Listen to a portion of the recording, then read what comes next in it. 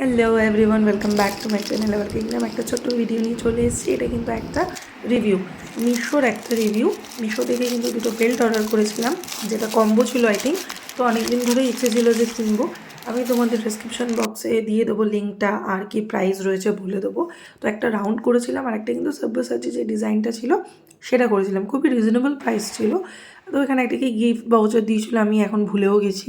100% একটা কি ক্যাশব্যাক ছিল। তো যাই হোক, আমি বেশ কয়েকদিন বাদেই কিন্তু তোমাদের সাথে এই ভিডিওটা শেয়ার করছি, সেক্ষেত্রে রিভিউ দিচ্ছি। এই যেটা দেখছো এই বেল্টটা, এটা কিন্তু আমার 3 নম্বর না 4 নম্বর দিন পরতে গিয়েই জিনিসটা খুলে এসছে, আর বাটনগুলো খুলে গেছে। তো আমার এক্সপিরিয়েন্স খুব একটা ভালো ছিল না। মিশো যে আমার খুব একটা পছন্দ তাও নয়, মিশো আমি খুব একটা পছন্দ করি না। ফার্স্ট প্রেফারেন্স আমার মিন্ত্রা, তারপর ফ্লিপকার্ট।